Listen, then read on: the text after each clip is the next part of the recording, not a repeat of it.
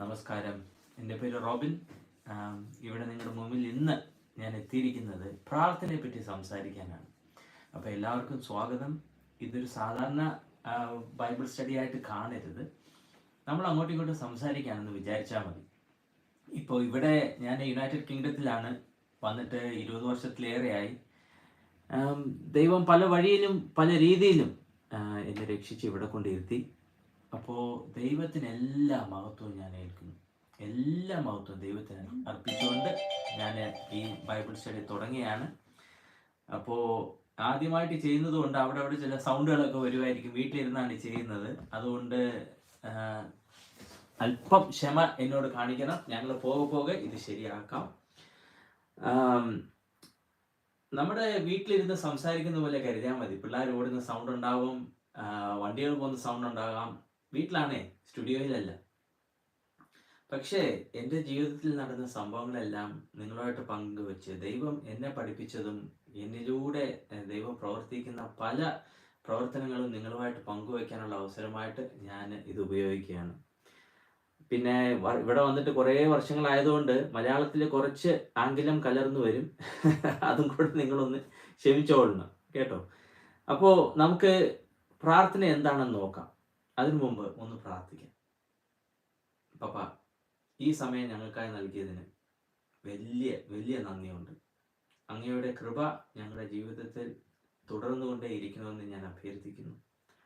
അങ്ങ് ഞങ്ങളെ പഠിപ്പിക്കുന്ന എല്ലാത്തിനും ഞങ്ങൾ ഇന്ന് ചെവി നൽകി ഞങ്ങളുടെ ജീവിതത്തിൽ അതിനുള്ള മാറ്റം വരുത്തണം. ഞങ്ങൾ അങ്ങയിൽ പൂർണ്ണമായും അർപ്പിച്ച് ഞങ്ങളെ തുടരുകയാണ് ഈ ജീവിതം. ഇന്ന് ഞങ്ങൾ കേൾക്കുന്ന എല്ലാ വചനങ്ങളും ഞങ്ങളുടെ ഹൃദയത്തിൽ വേരുറച്ച് അതിൻ്റെ ഫലം ഞങ്ങളുടെ ജീവിതത്തിൽ വന്ന് മറ്റുള്ളവരത് കണ്ട് ഞങ്ങളും അത് കണ്ട് അങ്ങേക്ക് മാത്രം എല്ലാ സ്തുതിയും ഗുണവും ഗണവും ഞങ്ങൾ അർപ്പിക്കുന്നു. യേശു ക്രിസ്തുവിൻ്റെ നാമത്തിൽ ആമേൻ. അപ്പോൾ നമുക്ക് തുടങ്ങാം. പ്രാർത്ഥന, ഉത്തരം ലഭിക്കുന്ന പ്രാർത്ഥന എങ്ങനെ പ്രാർത്ഥിക്കാം? അപ്പോൾ എന്നോട് പലരും ചോദിച്ചിട്ടുണ്ട്, പ്രാർത്ഥന എന്താണ് സംഭവം, എന്താണ് പ്രാർത്ഥന എന്നുള്ളത്, എങ്ങനെ പ്രാർത്ഥിക്കും, പ്രാർത്ഥിച്ചാൽ എങ്ങനെ ഉത്തരം കിട്ടും? ഇതൊക്കെ സാധാരണ എല്ലാവരും ചോദിക്കുന്ന ചോദ്യങ്ങളാണ്. എനിക്കും ഈ ചോദ്യം പണ്ട് തൊട്ടേ ഉണ്ടായിരുന്നു. ശരിക്കും എങ്ങനെയാണ് പ്രാർത്ഥിക്കുന്നത്? പ്രാർത്ഥിച്ചു കഴിഞ്ഞാൽ അത് ഉത്തരം ചിലപ്പോൾ കിട്ടില്ല, ചിലപ്പോൾ കിട്ടും. ഈ പണ്ട് മാവില് കല്ലെറിയുന്നത് പോലെയാണ്. കണ്ണു അടച്ച് ഒരൊറ്റ എറി, വീണാ വീണു, വീണില്ലെങ്കിൽ വീണില്ല അല്ലേ? പൊട്ടക്കണൻ്റെ മാവിൽ എറിയുന്നത് പോലെയാ. വീണാ വീണു, വീണില്ല, അത് എങ്ങനെയോ കല്ലെടുത്ത് എറിയുക, അത്ര തന്നെ. അപ്പോൾ പ്രാർത്ഥിക്കുക, ഉത്തരം കിട്ടിയാൽ കിട്ടി, ഇല്ലെങ്കിൽ ഇല്ല. ആ ഒരു അപ്രോച്ച്, ആ ഒരു രീതി അല്ല ദൈവം നമ്മളുമായിട്ട് പങ്കുവച്ചിരിക്കുന്നത് വചനത്തിൽ. അപ്പോൾ വചനം പഠിച്ചു കഴിഞ്ഞാൽ നമുക്ക് വളരെ വ്യക്തമായിട്ട് കർത്താവ് എങ്ങനെ പ്രാർത്ഥിക്കാം എന്ന് പഠിപ്പിച്ച് തരുന്നത് നമുക്ക് മനസ്സിലാക്കാൻ സാധിക്കും. നമുക്ക് ആദ്യം നമുക്ക് എല്ലാവരെയും ബൈബിള് തുറന്നാൽ കൊള്ളാം. ഇത് ബൈബിൾ ശരിയല്ലേ? അപ്പം വചനം തുറന്ന് വെച്ചിരുന്നാലും നന്നായിരിക്കും. അപ്പോൾ മർക്കോസിന്റെ സുവിശേഷത്തിൽ 9-ാമത്തെ അധ്യായത്തിലേക്ക് പോവാം. മർക്കോസ് എഴുതിയ സുവിശേഷം 9-ാം അധ്യായം നമുക്ക് 19 തൊട്ട് വായിക്കാം. ഇത് പലർക്കും അറിയാവുന്ന ഒരു കഥയാണ്. അപ്പോൾ ശരിക്കും നമുക്ക് കുറച്ചും കൂടെ മുകളിലേക്ക് പോകാം. ഈ കഥ എന്താണ് എന്ന് നമുക്ക് മനസ്സിലാക്കണമെങ്കിൽ കുറച്ചും കൂടെ മുമ്പിലേക്ക് പോകണം. 14-ാമത്തെ വാക്യം തൊട്ട് തുടങ്ങണം. അപ്പോൾ യേശുക്രിസ്തു മലമുകളിൽ നിന്ന് ദൈവമായിട്ട് സംസാരിച്ചു കഴിഞ്ഞ് താഴോട്ട് ഇറങ്ങുന്ന ഒരു അവസരമാണിത്. യേശുക്രിസ്തു താഴെ വരുന്നു. താഴേക്ക് വരുമ്പോൾ അവിടെ ഒരു വലിയ ജനസമൂഹം, അവിടെ എന്തൊക്കെയോ വാഗ്വാദങ്ങളും തർക്കങ്ങളും നടക്കുന്നു. യേശുവിനെ കണ്ട ഉടനെ ജനങ്ങളെല്ലാം അദ്ദേഹത്തിന് ചുറ്റും കൂടി. എന്നിട്ട് യേശു ചോദിക്കുകയാണ്, എന്തിനെ കുറിച്ചാണ് നിങ്ങൾ തർക്കിച്ചുകൊണ്ടിരിക്കുന്നത്? അപ്പൊ കൂട്ടത്തിലുള്ള ഒരാള്, ഗുരു, ഒരു ദുരാത്മാവ് ബാധിച്ച സംസാരിച്ച ശേഷി നഷ്ടപ്പെട്ട എൻ്റെ മകനെ ഞാൻ അങ്ങയുടെ അടുക്കൽ കൊണ്ടുവന്നിരുന്നു. അത് അവനിൽ ആവേശിക്കുമ്പോഴെല്ലാം അവൻ നിലത്ത് വീഴും. അവന്റെ വായിൽ നിന്ന് നുരയും പതയും വരികയും പല്ലുകടിക്കുകയും ശരീരം മരവിക്കുകയും ചെയ്യും. അതിനെ പുറത്താക്കാൻ ഞാൻ അങ്ങയുടെ ശിഷ്യന്മാരോട് അപേക്ഷിച്ചു, എന്നാൽ അവർക്കത് കഴിഞ്ഞില്ല എന്ന് പറഞ്ഞു. അപ്പോൾ യേശു, അവിശ്വാസമുള്ള തലമുറയെ, ഞാൻ എത്ര കാലം നിങ്ങളോടുകൂടെ വസിക്കും? എത്ര കാലം നിങ്ങളെ വഹിക്കും? ബാലനെ എൻ്റെ അടുക്കൽ കൊണ്ടുവരിക എന്ന് പറഞ്ഞു. അപ്പോ യേശു ക്രിസ്തുവിന്റെ കൂടെ ഉള്ള ശിഷ്യന്മാർക്ക് ഒന്നും ചെയ്യാൻ സാധിച്ചില്ല, ഈ ബാലനെ സഹായിക്കാൻ സാധിച്ചില്ല. അപ്പൊ ആ ബാലന്റെ പിതാവാണ് യേശു ക്രിസ്തുവിന്റെ അടുത്ത് വന്ന് ഈ പറയുന്നത്, എന്റെ പൊന്നു ഗുരു, ഞാൻ ദാ എന്റെ മോനെ കൊണ്ടുവന്നു. പക്ഷെ ശിഷ്യന്മാരെ കൊണ്ട് ഒന്നും ചെയ്യാൻ പറ്റില്ല. അപ്പൊ യേശു ക്രിസ്തു അവരുടെ അടുത്ത് പറഞ്ഞത്, അവിശ്വാസമുള്ള തലമുറയെ ഞാൻ എത്ര കാലം നിങ്ങളുടെ കൂടെ വസിക്കും. അത് ശിഷ്യന്മാരെ നോക്കിയാണ് ഈ പറയുന്നത്. അപ്പൊ യേശു ക്രിസ്തു ബാലനെ അടുത്ത് കൊണ്ടുവരാൻ പറയുന്നു. നിങ്ങൾ തുടർന്ന് വായിച്ചു കഴിഞ്ഞാൽ മനസ്സിലാവും. യേശു ക്രിസ്തു അവിടെ സുവിശേഷം കാണിക്കുകയാണ്, സുവിശേഷം ചെയ്യുകയല്ല. സുവിശേഷ പ്രവർത്തനം എന്ന് നമ്മൾ പറയുന്നത് ministry. Jesus is doing ministry. അതായത് ദൈവരാജ്യം എന്തായിരിക്കും എന്ന് അവിടെ ഡെമോൺസ്ട്രേറ്റ് ചെയ്യാൻ യേശു ക്രിസ്തു കാണിച്ചു കൊടുക്കുകയാണ്. ദൈവരാജ്യം എന്ന് പറയുന്നത് ഇതാണ് എന്ന്. എങ്ങനെ? ആ ബാലനെ സൗഖ്യപ്പെടുത്തിക്കൊണ്ട്.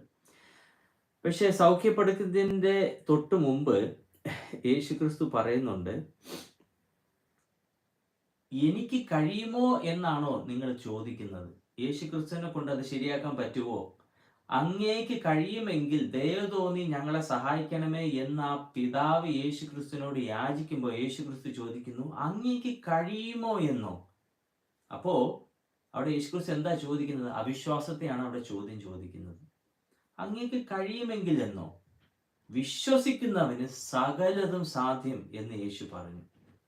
ഉടനെ ബാലന്റെ പിതാവ്, ഞാൻ വിശ്വസിക്കുന്നു, എന്റെ അവിശ്വാസത്തെ അതിജീവിക്കാൻ എന്നെ സഹായിക്കണമേ എന്ന് നിലവിളിച്ച് പറഞ്ഞു.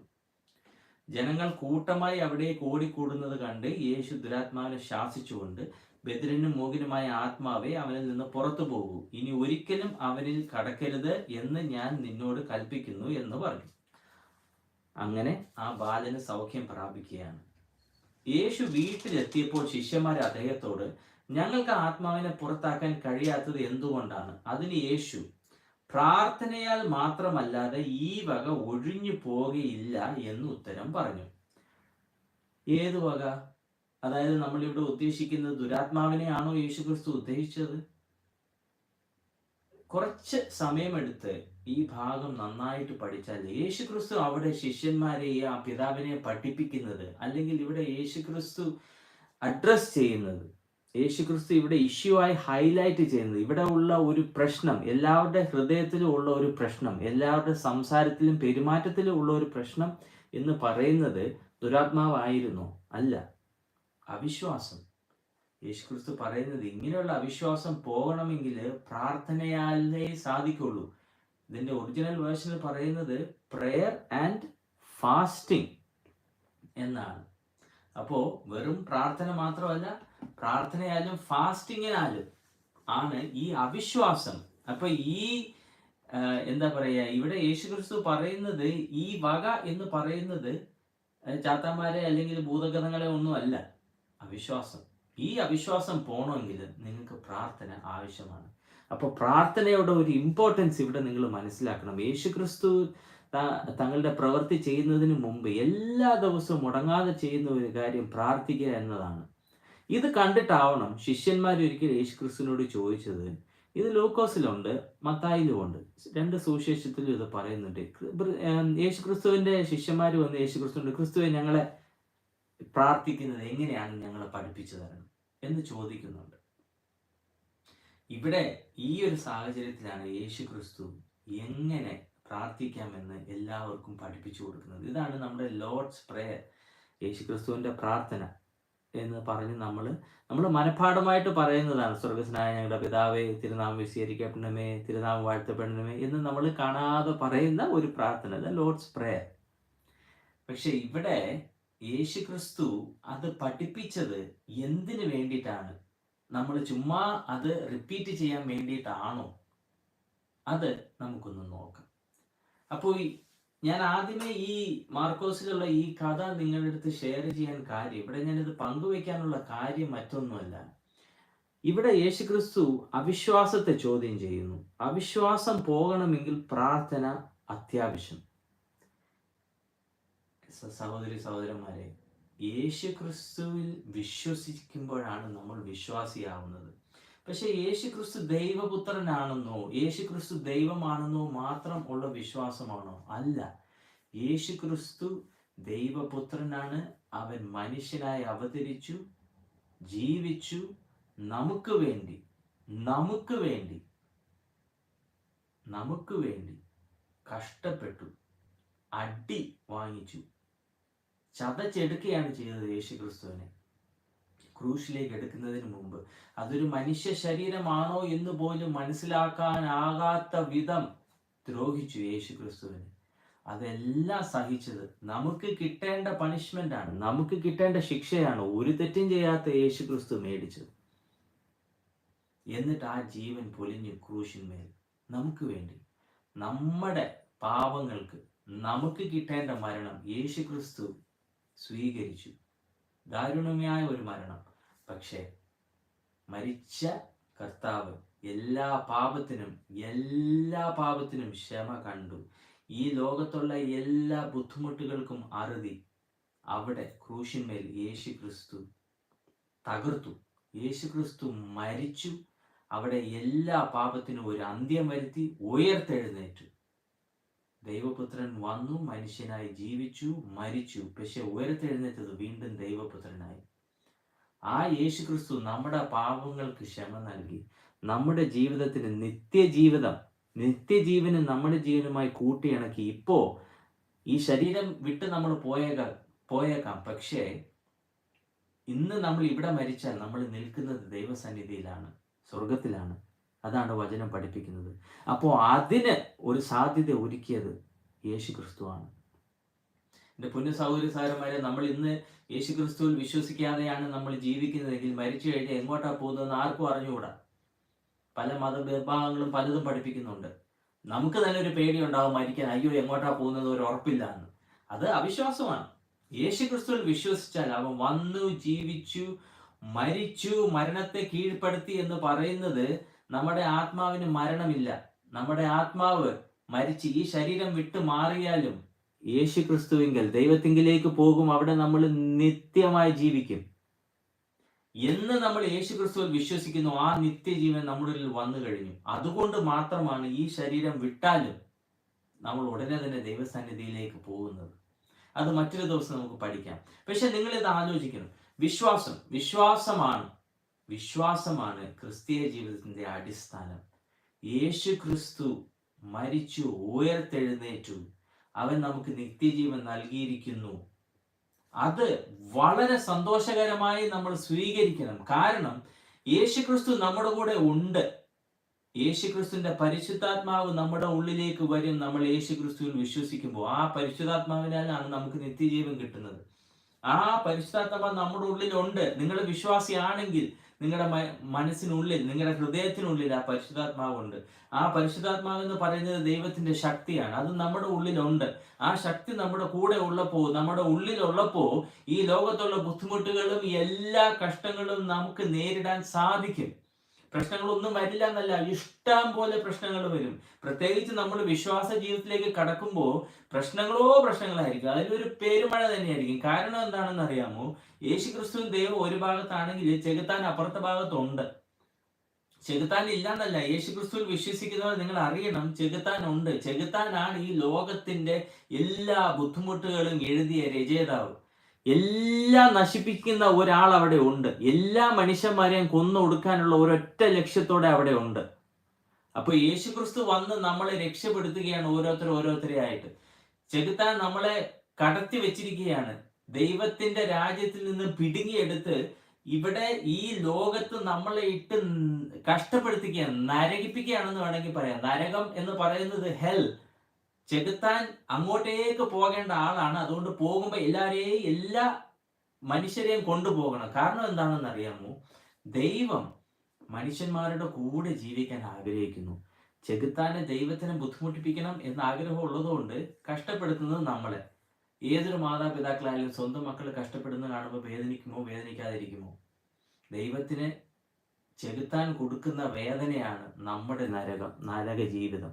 പക്ഷേ ദൈവം വിട്ടില്ല. അതിനാണ് യേശുക്രിസ്തുവിനെ അയച്ചത്. യേശുക്രിസ്തുവിനെ തന്നു, നമുക്കൊരു ഹോപ്പ് തന്നു, നമുക്കൊരു പ്രതീക്ഷ തന്നു, നമുക്കൊരു പ്രത്യാശ തന്നു. അതിൽ നിന്ന് നമുക്ക് ഇപ്പൊ നിത്യജീവനുണ്ട്. നമ്മുടെ കൂടെ ദൈവമുണ്ട്. നമ്മുടെ കൂടെ ദൈവം ഉണ്ടെങ്കിൽ നമ്മൾ എന്തിനു ഭയപ്പെടണമെന്ന് വചനത്തിൽ പലപ്പോഴും എഴുതിയിട്ടുണ്ട്. പക്ഷെ എന്നിട്ട് നമുക്ക് ഭയം വരുന്നെങ്കിൽ അതിന്റെ ഒരു അടിസ്ഥാനം എന്ന് പറയുന്നത് അവിശ്വാസം തന്നെയാണ്. ദൈവം നമ്മുടെ കൂടെ ഉണ്ടെന്നൊരു വിശ്വാസം പോരാ. അവിടെയാണ് ഈ പ്രശ്നമൊക്കെ വരുന്നത്.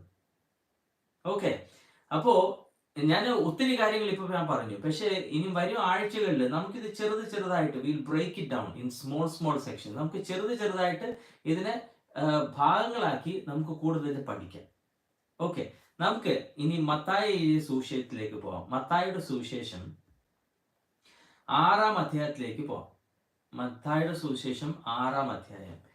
ഇവിടെയാണ് യേശുക്രിസ്തു പഠിപ്പിക്കുന്നത് എങ്ങനെ പ്രാർത്ഥിക്കണം എന്ന്. ഇവിടെയാണ് ലോർഡ്സ് പ്രേയർ വരുന്നത്. അപ്പോൾ യേശുക്രിസ്തു എങ്ങനെ പഠിപ്പിക്കണം എന്ന് പറഞ്ഞു കൊടുക്കുന്നതിന് മുമ്പ് അവർക്ക് പറഞ്ഞു കൊടുക്കുന്നത് എങ്ങനെ പ്രാർത്ഥിക്കാൻ പാടില്ല എന്നുള്ളതാണ്. അല്ലേ? യേശുക്രിസ്തു നല്ല ഒരു ഗുരുവാണ്, നല്ല ഒരു ടീച്ചറാണ്. അപ്പോ ആദ്യം എന്ത് ചെയ്തുകൂടാ എന്ന് പറഞ്ഞു കൊടുത്തിട്ട് അതിനെ എങ്ങനെ കറക്റ്റായിട്ട് ചെയ്യണം എന്ന് പറഞ്ഞു കൊടുക്കുകയാണ്. അപ്പോൾ ഫസ്റ്റ് തിങ്സ് ഫസ്റ്റ്, എങ്ങനെ പ്രാർത്ഥിക്കാൻ പാടില്ല. വളരെ രസകരമായിട്ട് യേശുക്രിസ്തു പറഞ്ഞു കൊടുക്കുകയാണ്. നമുക്ക് പോവാം. നിങ്ങൾ എല്ലാവരും ബൈബിൾ തുറന്നിട്ടുണ്ടല്ലോ, തുറക്കണം കേട്ടോ. മത്തായി എഴുതിയ സുവിശേഷം 6-ാം അധ്യായം 1 തൊട്ട് ഞാൻ വായിക്കുകയാണ്. ഇത് നമ്മൾ ഇനി ഡീറ്റെയിൽഡ് ആയിട്ട് പഠിച്ചു പോകും. ഞാൻ ഒത്തിരി കാര്യങ്ങൾ ഇതുവരെ പറഞ്ഞു. നിങ്ങൾക്ക് പറ്റിയാൽ വീണ്ടും റിവൈൻഡ് ചെയ്ത് കേൾക്കുക. പക്ഷെ നമ്മൾ ഇനി വരും ആഴ്ചകളിൽ അത് ഞാൻ വീണ്ടും റിപ്പീറ്റ് ചെയ്യും. അപ്പോൾ നമുക്ക് ഇന്ന് വളരെ ഡീറ്റെയിൽഡ് ആയിട്ട് നമ്മൾ പോകുന്നത് മത്തായിയുടെ സുവിശേഷം 6-ാം അധ്യായത്തിലേക്കാണ്. ഇനി വരും ആഴ്ചകളിൽ ഇത് നമ്മൾ കൂടുതൽ പഠിക്കും.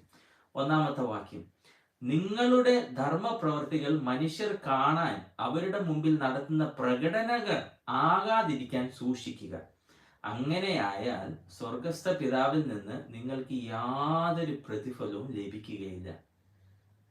അതുകൊണ്ട് കപടഭക്തർ മനുഷ്യരുടെ പ്രശംസ നേടാനായി പള്ളികളിലും തെരുവുകളിലും കാഹളം ഊതി പ്രസിദ്ധമാക്കിക്കൊണ്ട് ദാനധർമ്മം ചെയ്യുന്നത് പോലെ നിങ്ങൾ ചെയ്യരുത്. അവർക്കുള്ള മുഴുവൻ പ്രതിഫലവും ലഭിച്ചിരിക്കുന്നു എന്ന് ഞാൻ സത്യമായി നിങ്ങളോട് പറയുന്നു. അപ്പോ അത് കഴിഞ്ഞിട്ട് യേശുക്രിസ്തു പറയുന്നു, നിങ്ങളുടെ വലം കൈ ചെയ്യുന്നത് എന്തെന്ന് ഇടം കൈ അറിയാത്ത വിധത്തിലായിരിക്കട്ടെ നിങ്ങൾ ചെയ്യുന്ന ദാനധർമ്മം. നിങ്ങളുടെ ദാനധർമ്മം രഹസ്യത്തിലായിരിക്കട്ടെ. രഹസ്യത്തിൽ നിന്ന് ചെയ്യുന്ന കാണുന്ന പിതാവ് നിങ്ങൾക്ക് പ്രതിഫലം നൽകും. ഓക്കെ, അപ്പൊ യേശുക്രിസ്തു ഇവിടെ പറയുന്നത് നിങ്ങളെ ധർമ്മപ്രവർത്തികൾ, അതായത് നമ്മൾ പാവപ്പെട്ടവർക്ക് ചെയ്യുന്ന കാര്യങ്ങൾ കൊട്ടിഘോഷിക്കരുത്. അത് മാത്രമാണ് യേശുക്രിസ്തു വചനത്തിൽ പറഞ്ഞിട്ടുള്ളത്. നമ്മൾ കൊട്ടിഘോഷിക്കരുത്. മറ്റുള്ളവരുടെ മുമ്പിൽ ഞാനിതാ ദാനം കൊടുക്കുന്നു, എല്ലാവരും കാണൂ, ഞാനിതാ ചാരിറ്റിക്ക് വേണ്ടി ലക്ഷങ്ങൾ കൊടുത്തിരിക്കുന്നു, ഞാൻ ഈ പാവങ്ങൾക്ക് കോടികൾ കൊടുത്ത് സഹായിച്ചിരിക്കുന്നു, ന്യൂസ് പേപ്പറിൽ എൻ്റെ പടം വരട്ടെ. അങ്ങനെ ചെയ്യുന്നവർക്കുള്ള പ്രതിഫലം ദൈവത്തിങ്കൽ നിന്നല്ല, മനുഷ്യരിൽ നിന്ന് എന്ത് കിട്ടുന്നോ അത്രേ ഉള്ളൂ, ആ പ്രശംസയേ ഉള്ളൂ എന്നാണ് ഇവിടെ യേശുക്രിസ്തു പഠിപ്പിച്ചിരിക്കുന്നത്. നമ്മൾ വിശ്വാസികൾക്ക് യേശുക്രിസ്തു ഇത് പഠിപ്പിച്ചിട്ടുണ്ട്. ശിഷ്യന്മാർക്ക് പഠിപ്പിച്ചത്, നമ്മൾ യേശുക്രിസ്തുവിന്റെ ശിഷ്യന്മാരല്ലേ, നമ്മൾ ദൈവത്തിന്റെ മക്കളല്ലേ, യേശുക്രിസ്തു പഠിപ്പിച്ചതെല്ലാം നമുക്കും ബാധകമല്ലേ. നമ്മൾ കഷ്ടപ്പെടുന്നവർക്ക് വേണ്ടി സഹായം ചെയ്യുന്നത് ആരും അറിയാതെ ചെയ്യുക. അതിന് പല റീസൺസ് ഉണ്ട്. ഒരു കോമൺ റീസൺ എന്ന് പറഞ്ഞാല്, ഒരു പാവപ്പെട്ട അപ്പച്ചനെയോ അമ്മച്ചയോ നമ്മൾ സഹായിക്കുകയാണെങ്കിൽ അവരുടെ കഷ്ടവും വേദനകളും എല്ലാം ഇങ്ങനെ ടി വിയിലൊക്കെ കാണിച്ചിട്ട് പിന്നെ അവർക്ക് കുറച്ച് പൈസ കൊടുത്ത് അവരുടെ ആ ഡിഗ്നിറ്റി നമ്മൾ ഇല്ലാതാക്കിയാണ്. അവർക്കൊരു ഡിഗ്നിറ്റി ഉണ്ട്, അവര് മനുഷ്യരല്ലേ. അപ്പൊ നമ്മളിങ്ങനെ നിങ്ങൾക്കൊന്നുമില്ല, ഞാൻ എന്തെങ്കിലും തരുന്നതാണ് നിങ്ങൾക്കെല്ലാം, അവര് നന്ദിയോട് സ്വീകരിക്കും. പക്ഷെ അവിടെ നോക്കിക്കേ, ഞാനെന്തോ വലിയവനും അവരെന്തോ കഷ്ടപ്പെടുന്ന പാവങ്ങളും പട്ടിണി പാവങ്ങളാണ്, ഞാൻ കൊടുക്കുന്നു, അതുകൊണ്ട് ഞാൻ വലിയവൻ, അവര് താഴ്മയുള്ളവൻ എന്നൊരു ആറ്റിറ്റ്യൂഡിൽ നമ്മൾ ചെയ്യാൻ പാടില്ല. ശരിക്കും സഹായിക്കണമെങ്കിൽ എന്തിനാണ് പത്രത്തിൽ പടം വരുന്നത്? എന്തിനാണ് സോഷ്യൽ മീഡിയയിൽ കൂടെ നമ്മൾ അഡ്വർടൈസ് ചെയ്യുന്നത്, പാവങ്ങളെ സഹായിക്കുന്നത്? അതിന്റെ എന്താണ് ശരിക്കും അതിന്റെ ഉദ്ദേശം എന്താണ്? ഞാൻ എന്തോ ഭയങ്കര കാര്യം ചെയ്യുന്നു എന്ന് മറ്റുള്ളവരെ കാണിക്കുക എന്നുള്ളതിനല്ലേ? അവർക്ക് മറ്റുള്ളവരെ സഹായിക്കാനാണെങ്കിൽ നമ്മൾ പറയേണ്ട ആവശ്യമുണ്ടോ? ഒരാൾ കഷ്ടപ്പെടുന്നെങ്കിൽ പോയി സഹായിക്കുക. അത് മറ്റുള്ളവരോട് കാണിച്ച് അവരുടെ മുമ്പിൽ കൊട്ടിഘോഷിക്കാനല്ലോ, അവർക്ക് സഹായം കൊടുക്കാനല്ലേ. അവരെ സഹായിക്കുക, അവർ ജീവിതത്തിൽ മുന്നോട്ട് വരട്ടെ, അത്രേ ഉള്ളൂ. അവിടെ തീർന്നില്ലേ? അങ്ങനെ നമ്മൾ ധർമ്മസഹായം, അതായത് കഷ്ടപ്പെടുന്നവരെ സഹായിക്കുന്നത് അങ്ങനെ ചെയ്യാൻ പാടുള്ളൂ എന്നാണ്. അപ്പോ എന്തിനാണ് യേശുക്രിസ്തു ഇത് പറഞ്ഞത്? അടുത്ത വചനം നോക്കാം. ഇവിടെ അഞ്ചാമത്തെ വാക്യം, പ്രാർത്ഥിക്കുമ്പോൾ മനുഷ്യർ കാണാൻ പള്ളികളിലും തെരുക്കോണുകളിലും നിന്നുകൊണ്ട് പ്രാർത്ഥിക്കാൻ ഇഷ്ടപ്പെടുന്ന കപടഭക്തരെ പോലെ ആകരുത് നിങ്ങൾ. അവർക്ക് അവരുടെ പ്രതിഫലം ലഭിച്ചു കഴിഞ്ഞു എന്ന് ഞാൻ നിങ്ങളോട് ഉറപ്പായി പറയുന്നു. അപ്പോ ഇവിടെ കുറച്ചു മുമ്പേ യേശുക്രിസ്തു പഠിപ്പിച്ചതാണ്, കപടഭക്തക്കാരെ പോലെ ആവരുത് ദാനധർമ്മം ചെയ്യുന്നത്. അതായത് വെറും അഭിനയം, ഹിപ്പോക്രിറ്റ്സ്, അതാണ് ഇംഗ്ലീഷിൽ ഉപയോഗിച്ചിരിക്കുന്ന word. Don't be like hypocrites. Hypocrites എന്ന് പറഞ്ഞാൽ മറ്റുള്ളവരുടെ മുമ്പിൽ അഭിനയിക്കുക, അഭിനയിക്കരുത്, ഫ്രോഡ് കാണിക്കരുതെന്ന്. മനസ്സിലൊന്ന് വെച്ചിട്ട് വെളിയിലൊന്ന് കാണിക്കുന്നത്. അതായത് ശരിക്കും നമ്മളൊരു നാടകം, നമ്മളൊരു എന്താ പറയുക, ഒരു സ്റ്റേജ്ഡ് ഡ്രാമ കാണിക്കുന്നത് പോലെ ആകുന്നുള്ളൂ. അത് എല്ലാവരും കാണിക്കാൻ വേണ്ടി ഒരു ഷോ. അങ്ങനെ ആകരുത് ദാനധർമ്മം ചെയ്യുന്നത്, അതേപോലെ അങ്ങനെ ആകരുത് പ്രാർത്ഥിക്കുന്നത്. അതായത് പണ്ടൊക്കെ ഞാൻ വിചാരിച്ചിട്ടുണ്ട്, പ്രാർത്ഥിക്കണം എന്ന് പറയുമ്പോൾ ഏതാണ്ട് വലിയ അനുഗ്രഹീതന് മാത്രമേ പ്രാർത്ഥിക്കാൻ പാടുള്ളൂ, അല്ലെങ്കിൽ പ്രാർത്ഥിച്ചാൽ നമ്മൾ അതുപോലെ പ്രാർത്ഥിക്കണം. അതായത് പ്രാർത്ഥിക്കാൻ ഒരു ഫോർമുലയുണ്ട്. ഈ വാക്യങ്ങളെല്ലാം ഉപയോഗിച്ച് പ്രാർത്ഥിക്കണം, ഉച്ചത്തിൽ പ്രാർത്ഥിക്കണം, നിലവിളിക്കണം, അല്ലെങ്കിൽ ദൈവത്തിന്റെ കൈയും കാലും പിടിച്ച് അഭ്യർത്ഥിക്കണം. അങ്ങനെയൊക്കെ പല രീതിയിൽ പ്രാർത്ഥിച്ചിട്ടുണ്ട് ഞാൻ. നിങ്ങളും അങ്ങനെയൊക്കെ ചെയ്യുന്നുണ്ടാവും, ചെയ്യാതിരിക്കുക, അറിയില്ല. പക്ഷെ ഇവിടെ യേശുക്രിസ്തു പറയുന്നത്, നമ്മൾ മറ്റുള്ളവരുടെ മുമ്പിൽ കാണിക്കുന്ന ഒരു ഷോ ആകരുത് പ്രാർത്ഥന. ഒരിക്കലും മറ്റുള്ളവരുടെ മുമ്പിൽ കാണിക്കുന്ന ഒരു ഷോ ആകരുത് പ്രാർത്ഥന. ഇവിടെ നമ്മൾ ആദ്യം ഞാൻ പറഞ്ഞു തുടങ്ങിയത് വിശ്വാസവും അവിശ്വാസവുമാണ്. വിശ്വാസത്തിൽ നിന്നായിരിക്കണം പ്രാർത്ഥന വരുന്നത്, അല്ലെ? വിശ്വാസം എന്ന് പറയുന്നത് യേശുക്രിസ്തു നമുക്ക് വേണ്ടി മരിച്ചു, ഉയർത്തെഴുന്നേറ്റു, സ്വർഗത്തിലിരിക്കുന്നു, യേശുക്രിസ്തു നമുക്കുള്ളിൽ പരിശുദ്ധാത്മാവിനെ നൽകിയിരിക്കുന്നു എന്ന വിശ്വാസം. ആ വിശ്വാസം നമ്മളെ ദൈവത്തിങ്കിലേക്ക് നയിക്കുന്നു. യേശുക്രിസ്തു അത് ചെയ്തതുകൊണ്ട് പരിശുദ്ധനായ ദൈവത്തിങ്കിലേക്ക് നമുക്ക് കടന്നു പോകാം. എങ്ങനെ കടന്നു പോകാം? ഒരു മകനായി, ഒരു മകളായി നമുക്ക് കടന്നു പോകാം. അങ്ങനെ ഒരു മകനും മകളുമായി ഇരിക്കുന്ന നമ്മൾ ദൈവത്തിന്റെ അടുത്തേക്ക് പ്രാർത്ഥിക്കുന്നത്, ദൈവത്തിനോടാണല്ലോ നമ്മൾ പ്രാർത്ഥിക്കുന്നത്. ദൈവത്തോട് നമ്മൾ പ്രാർത്ഥിക്കുമ്പോൾ ഒരു ഷോ കാണിക്കുന്നത് എങ്ങനെ ശരിയാവും? അതായത് വളരെ സിമ്പിളായിട്ട് പറഞ്ഞാൽ, മാതാപിതാക്കളാണ് നിങ്ങളെങ്കിൽ, അല്ലെങ്കിൽ കുട്ടികളും മാതാപിതാക്കളും പെരുമാറുന്നത് എങ്ങനെയാണെന്ന് അറിയാത്ത മലയാളികളെങ്കിലും കാണില്ല, ഉറപ്പായിട്ടും. ഒന്നുമില്ലെങ്കിൽ സിനിമകളിലെങ്കിൽ നിങ്ങൾ കണ്ടു കാണും കുടുംബം എങ്ങനെയാണ് നടക്കുന്നത്. അപ്പോ മക്കള് മാതാപിതാക്കളോട് സംസാരിക്കുന്നത്, എന്റെ പൊന്നു പിതാവേ, ഞാൻ പറയുന്നത് കേൾക്കുന്നുണ്ടോ നീ? ഇങ്ങനെയൊക്കെ ഒരു നാടകീയമായ രീതിയിലാണോ സംസാരിക്കുന്നത്? അതാ ചുമ്മാ കാഷ്വലായിട്ട് പപ്പ, അമ്മ, അല്ലെങ്കിൽ ഡാഡി, ഞാൻ പറഞ്ഞൊന്നും കേട്ടെ, എനിക്കിത് ആവശ്യമുണ്ട്, എനിക്ക് ഇത്ര പൈസ വേണം, എനിക്ക് ആ കോഴ്സ് ചെയ്യണം, എനിക്കിത് ചെയ്യണം, എനിക്കത് ചെയ്യണം. ഇങ്ങനെ ഒരു ഫ്രീഡത്തോടെ, ഒരു സ്വാതന്ത്ര്യത്തോടെ, ബട്ട് വിത്ത് റെസ്പെക്ട്, ബഹുമാനത്തോടെ വന്ന് സംസാരിക്കുന്ന മക്കളാണ് സാധാരണ എല്ലാ കുടുംബത്തിലും ഉള്ളത്, അല്ലേ? അപ്പോ നമ്മൾ ദൈവത്തോട് പ്രാർത്ഥിക്കുന്നത്, ദൈവത്തോട് സംസാരിക്കുന്നതല്ലേ? നമ്മുടെ മനസ്സിലെ ബുദ്ധിമുട്ടുകളെല്ലാം പങ്കുവയ്ക്കുകയാണ്, ഓക്കെ. പക്ഷെ അത് സംസാരിക്കുന്നത് എന്റെ മഹോന്നതനായ ദൈവമേ, അത് ശരിക്കും ഒരു പിതാവിനെ അഭിസംബോധന ചെയ്യുന്ന രീതിയിലാണോ നമ്മൾ സംസാരിക്കുന്നത്? അതോ മറ്റുള്ളത് എവിടെയോ ഓരോരുത്തർ പ്രാർത്ഥിക്കുന്നത് കേട്ട് നമ്മൾ റിപ്പീറ്റ് ചെയ്യുകയാണോ? ചുമ്മാ എല്ലാവരും പ്രാർത്ഥിക്കുന്നത് പോലെ നമ്മൾ പ്രാർത്ഥിക്കുകയാണോ? ഇത് നമ്മൾ ശരിക്കും ആലോചിക്കേണ്ടിയിരിക്കുന്നു. ഞാൻ പറയുന്നത് നിങ്ങൾക്ക് മനസ്സിലാവുന്നുണ്ടെന്ന് വിശ്വസിക്കുന്നു. അപ്പൊ യേശുക്രിസ്തു പറയുന്നത്, കപട ഭക്തിക്കാരെ പോലെ ആവരുത്. നമ്മള് മനസ്സിൽ നിന്നല്ല, ദൈവത്തോട് ഹൃദയം തുറന്ന് സംസാരിക്കുന്ന രീതിയിലല്ല നമ്മുടെ പ്രാർത്ഥന എങ്കിൽ അത് കപട ഭക്തിക്കാരെ പോലെയാണ്. അതായത് ഈ യൂട്യൂബിലും ഫേസ്ബുക്കിലും ഒക്കെ ഫോട്ടോ പിടിക്കാൻ വേണ്ടി ഓരോരുത്തർ പോസ് കാണിക്കാറില്ലേ? ഞാൻ എന്താ ഒരു പാവപ്പെട്ടവന് 5 രൂപ കൊടുത്തു, ഫോട്ടോ എടുത്തിടൂ. ഞാൻ എന്താ പറയുക, കഷ്ടപ്പെട്ട് തുണിയില്ലാത്ത ഒരാൾക്ക് എൻ്റെ ടീഷർട്ട് ഞാൻ ദാനം ചെയ്തു.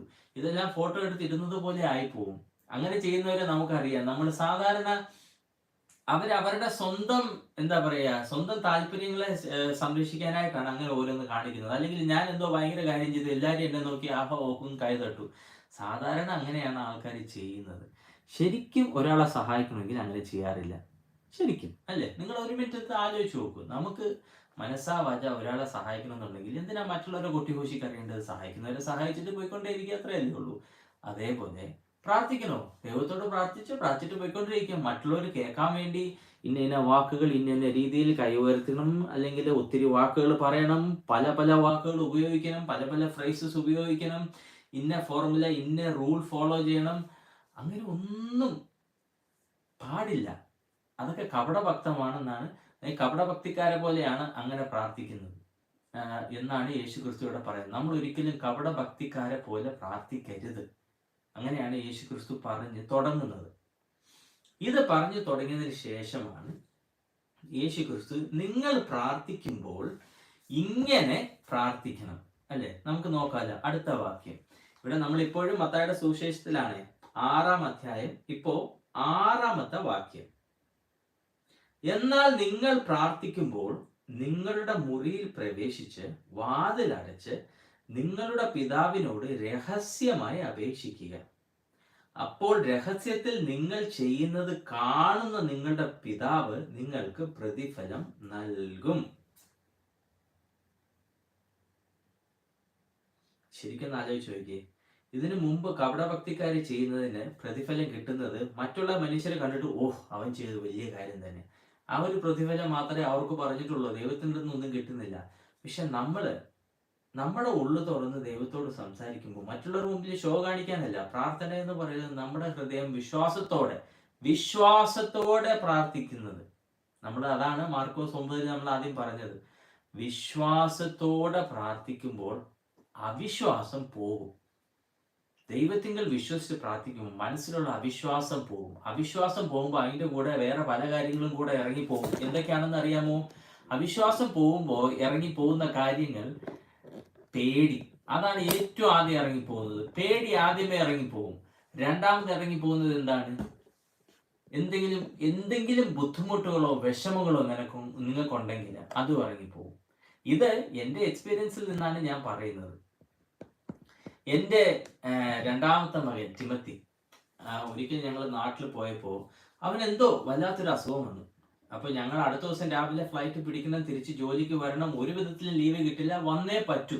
ഞങ്ങൾക്ക് നാട്ടിൽ നിൽക്കാൻ ഒരു നിവൃത്തിയില്ല. വരുന്നതിൻ്റെ തലേ ദിവസം രാത്രി അവൻ്റെ മുഖമൊക്കെ അങ്ങ് വീങ്ങി, വളരെ ഛർദിലും വളരെ പനിയും ഒക്കെ ആയിട്ട് ഭയങ്കര കഷ്ടത്തിലായിരുന്നു. ആശുപത്രിയിൽ പോയി ഡോക്ടർമാർക്ക് എന്ത് ചെയ്യണമെന്ന് അറിഞ്ഞൂടാ. അവര് അഡ്മിറ്റ് ചെയ്യാൻ പറഞ്ഞു. ഞങ്ങൾ പറഞ്ഞു ഞങ്ങൾ അഡ്മിറ്റ് ചെയ്ത് കഴിഞ്ഞാൽ നാളെ പോകാൻ പറ്റത്തില്ല, എന്ത് ചെയ്യണമെന്ന് ഒരു പിടിയില്ല. അപ്പൊ അവര് എന്നാ വീട്ടിൽ കൊണ്ടുപോയി മരുന്ന് കൊടുത്ത് നോക്കും, ശരിയായില്ലെങ്കിൽ രാവിലെ കൊണ്ടുവരണമെന്ന് പറഞ്ഞു. രാത്രിയൊക്കെ അവനങ്ങ് ബുദ്ധിമുട്ടിലാണ്. ഛർദില് മുഖമൊക്കെ അങ്ങ് വീങ്ങി, കണ്ണൊക്കെ ഉള്ളിലേക്ക് പോയി, മുഖമൊക്കെ അങ്ങ് വല്ലാതെ വികൃതമായി പോയി. പേടി. ആദ്യം ഒരു പിതാവെന്ന നിലയിൽ എനിക്ക് വന്നത് നല്ല പേടി. എന്ത് ചെയ്യണമെന്ന് ഒരു പിടിയുമില്ല. ഞാൻ അപ്പൊ പറഞ്ഞു, ദൈവമേ, വിശ്വാസം ഒക്കെ ഉള്ള ആളായിരുന്നു, പക്ഷെ വചനം എന്താണെന്ന് അറിഞ്ഞുകൂടാ, ദൈവം ആരാണെന്ന് ശരിക്ക് ഒരു റെവലേഷൻ, ഒരു അറിവില്ലാത്ത സമയമാണ്. അപ്പോൾ പല വർഷങ്ങൾക്ക് മുമ്പാണ്. അപ്പോൾ അന്ന് ഞാൻ മനസ്സൊരുക്കി, ദൈവമേ നീ ഉണ്ടെങ്കിൽ എന്നെ സഹായിക്കണം, എൻ്റെ ഈ മോനെ നീ സഹായിക്കണം, എനിക്ക് വേറെ ഒന്നും പറയാനില്ല, സഹായിക്കണം ദൈവമേ എന്ന് പറഞ്ഞ് ഞാൻ എൻ്റെ മോനെ മാറോടണച്ച് അങ്ങനെ കിടത്തി. അന്ന് രാത്രി അവൻ എന്നോട് പറഞ്ഞത്, പപ്പ എന്നല്ല, ഡാഡി എന്നാണ് വിളിക്കുന്നത്. Dad, I don't want to die എന്നാണ് അവൻ എന്നോട് പറഞ്ഞത്. എനിക്ക് മരിക്കണ്ട, എന്നെ രക്ഷിക്കണം. എനിക്ക് എന്ത് ചെയ്യണമെന്ന് അറിഞ്ഞൂടായിരുന്നു അപ്പോൾ. പക്ഷെ അപ്പോൾ ദൈവത്തോട് ഞാൻ പറഞ്ഞത്, ദൈവമേ നീ ഉണ്ടെങ്കിൽ എൻ്റെ മോനെ സഹായിക്കണം. പിന്നീട് അവൻ ഛർദ്ദിച്ചില്ല, പക്ഷെ ശ്വാസം എടുക്കാനൊക്കെ ബുദ്ധിമുട്ടായിരുന്നു. പിന്നീട് പ്രത്യേകിച്ചൊന്നും നടക്കാത്തതുകൊണ്ട് ഞാൻ വിചാരിച്ചു നേരെ ഇംഗ്ലണ്ടിലേക്ക് പോവാം, വന്നിട്ട് ഇവിടുത്തെ ആശുപത്രിയിൽ എന്താണെന്ന് വെച്ചാൽ ചെയ്യാം. അങ്ങനെ ഓടി ആശുപത്രിയിലേക്ക് വന്നു. എൻ്റെ മനസ്സിൽ അപ്പോഴും എങ്ങനെ പ്രാർത്ഥിക്കണം, എന്ത് ചെയ്യണം, എനിക്കൊന്നും അറിഞ്ഞൂടാ. മനസ്സിലുണ്ടായിരുന്നു, ദൈവമേ രക്ഷിക്കണേ, അത് മാത്രം. ദൈവമേ ഇവനെ രക്ഷിക്കണം, ഇവനെ രക്ഷിച്ചാൽ ഞാൻ എന്തും ചെയ്യാം, നിനക്ക് വേണ്ടി ഞാൻ എന്തും ചെയ്യാം, എൻ്റെ ജീവിതം മുഴുവൻ ഞാൻ നിനക്ക് തരാം, ഇവനെ രക്ഷിക്കണേ. അത് മാത്രമായിരുന്നു എൻ്റെ പ്രാർത്ഥന. പ്രാർത്ഥന എന്ന് പറഞ്ഞാൽ ഉള്ളുരുകി ദൈവത്തോട് കരയുകയാണ് ഞാൻ. ദൈവമേ സഹായിക്കണമേ, ദൈവമേ എൻ്റെ പൊന്നു ദൈവമേ സഹായിക്കണമേ. അത്രേ ഉള്ളൂ, വേറെ ഒന്നും ഇല്ല അവിടെ. അതേ എനിക്ക് പറയാനുണ്ടായിരുന്നുള്ളൂ. എങ്ങനെയായാലും ആശുപത്രിയിൽ ഞങ്ങൾ ഇവിടെ ഇംഗ്ലണ്ട് ഒരു വിധേനെ എത്തി. ആശുപത്രിയിലേക്ക് അവനെ ഉടനെ കൊണ്ടുപോയി. അവിടെയും അവർക്ക് എന്ത് ചെയ്യണമെന്ന് അറിഞ്ഞൂടാ, ഞങ്ങൾക്ക് അറിഞ്ഞൂടാ എന്ത് ചെയ്യണമെന്ന്. അപ്പൊ അവര് പറഞ്ഞു, എന്തായാലും കുറച്ച് മരുന്ന് കൊടുത്തു നോക്കാം, ഇവനൊന്ന് പനിയും ശ്വാസം മുട്ടലും ഒക്കെ ഒന്ന് നിൽക്കട്ടെ, എന്നിട്ട് അഡ്മിറ്റ് ചെയ്യണമെങ്കിൽ അഡ്മിറ്റ് ചെയ്യാം എന്ന് പറഞ്ഞ് അവര് ഒരു മരുന്ന് കൊടുത്തു. ഞാൻ ദൈവമേ മതി, എനിക്കിത് താങ്ങാൻ പറ്റുന്നില്ല, സഹായിക്കണമേ എന്ന് പറഞ്ഞ് ഞാനത് കരഞ്ഞു. ആശുപത്രിയിൽ നിന്ന് ഞാൻ കരഞ്ഞു. ഒരു 10-15 മിനിറ്റ് ആയി കാണും. ഇവന്റെ ശ്വാസം ശരിയായി, മുഖത്തുള്ള വീക്കം കുറഞ്ഞു, സംസാരിക്കാൻ തുടങ്ങി. കണ്ണൊക്കെ അപ്പോഴും ഉള്ളിലൊക്കെ ആയിരുന്നു, ഒന്ന് ശരിക്കും കണ്ണൊന്നും തുറക്കാൻ പറ്റിയില്ല. പക്ഷേ ആ മുഖത്തിന്റെ നീരൊക്കെ കുറഞ്ഞ് ഒരല്പം തെളിച്ചം വന്നു. എനിക്കത് വലിയ പ്രതീക്ഷയായി. ഡോക്ടർ വന്ന് നോക്കിയപ്പോ ഇത് ശരിയായല്ലോ, ഇതെന്തോ ചെറിയൊരു അലർജി ആയിരുന്നു, സാരമില്ല, അതങ്ങ് ശരിയായിക്കോളും. ദൈവത്തിന് അവിടെ ഞാൻ സ്തോത്രം ചെയ്തു. അവിടെ ആശുപത്രിയിൽ നിന്ന് ദൈവമേ നന്ദി, ഇവനെ എന്റെ തിമത്തീനെ മാറോട് അണിച്ച് തിരിച്ച് ഞാൻ വീട്ടിലെത്തി. ഒരു അടുത്ത ദിവസമായപ്പോഴത്തേക്കാണ് എല്ലാം ശരിയായി. Praise God. ഇപ്പൊ ഞാൻ പറയാൻ ഉദ്ദേശിച്ചത് എൻ്റെ ആദ്യത്തെ അനുഭവം. അതുവരെയും പ്രാർത്ഥന എന്തൊക്കെയോ ആണ്, വലിയ വലിയ വലിയ ആൾക്കാർക്ക് മാത്രമേ പ്രാർത്ഥിക്കാൻ പറ്റൂ, വലിയ വലിയ വിശ്വാസികൾ. ഞാനൊന്നും ആരുമല്ല, വിശ്വാസം എന്താണെന്ന് അറിഞ്ഞൂടെ, ദൈവത്തിലൊന്നും വലിയ വിശ്വാസമില്ല. അങ്ങനെ ഒരു പോക്കായിരുന്നു. അതായത് ഞായറാഴ്ച തോറും പള്ളിയിൽ പോകും, ആരാധന കൊള്ളും, തിരിച്ചു വരും, അത്രേ ഉള്ളൂ ജീവിതം. അതായിരുന്നു ക്രിസ്തീയ ജീവിതം എനിക്ക്. പക്ഷെ ഒരു ബുദ്ധിമുട്ട് വന്ന് ദൈവത്തോട് കരഞ്ഞ് മനസ്സിലിരുന്ന് ദൈവമേ നീ ഉണ്ടെങ്കിൽ എന്നെ സഹായിക്കണേ എന്ന് പറഞ്ഞപ്പോൾ അവനുണ്ട് എന്നെനിക്ക് തെളിയിച്ച ഒരവസരമായിരുന്നു അത്. പിന്നീട് തിരിഞ്ഞു നോക്കിയപ്പോൾ എൻ്റെ ചെറു വയസ്സിൽ നിന്ന് നോക്കിക്കഴിഞ്ഞാൽ പലയിടങ്ങളിലും ദൈവം സഹായിച്ചു എന്നെ. ഞാൻ പോലും അറിയാതെ എന്നെ ദൈവം സഹായിച്ചു.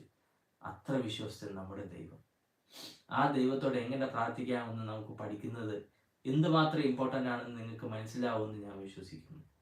അപ്പോൾ ഇന്ന് ഞാനൊരു ചെറിയ ഫൗണ്ടേഷൻ, ഒരു ഇൻട്രൊഡക്ഷൻ മാത്രം. അപ്പോൾ വീഡിയോയിലൊക്കെ ചെറിയ പ്രശ്നങ്ങളൊക്കെ ഉണ്ടായിട്ടുണ്ട്, ഞങ്ങൾ സെറ്റപ്പ് ചെയ്യുന്നതൊക്കെ ചിലപ്പോൾ കണ്ടു കാണും നിങ്ങൾ. അപ്പോൾ എന്തായാലും നിങ്ങൾ ജോയിൻ ചെയ്തതിനോട് എനിക്ക് വലിയ ഉപകാരം. ഇനിയും ആഴ്ചതോറും ഇതുപോലെ നിങ്ങളുമായിട്ട് എനിക്ക് ദൈവം പഠിപ്പിച്ച കാര്യങ്ങൾ ഞാൻ ഇപ്പോൾ പ്രായോഗികമായിട്ട് എൻ്റെ ജീവിതത്തിൽ ഫോളോ ചെയ്ത് വരുന്ന കാര്യങ്ങൾ നിങ്ങളുമായിട്ട് പങ്കുവയ്ക്കാൻ എനിക്ക് ഈ അവസരം തന്നതിന് വലിയ നന്ദി. അടുത്ത ആഴ്ച വീണ്ടും കാണാം. അതേസമയം നിങ്ങൾക്ക് എന്തെങ്കിലും ചോദ്യമുണ്ടെങ്കിൽ ഇതിന് താഴെയുള്ള കമൻറ്റിൽ ഇട്ടാൽ ഞാൻ അതിന് ഉത്തരം തരാം. ഓക്കെ, അപ്പോൾ ഇന്നത്തേക്ക് ഗുഡ് നൈറ്റ്. ഇനി അടുത്ത ആഴ്ച കാണാം. Okay, God bless. Bye for now.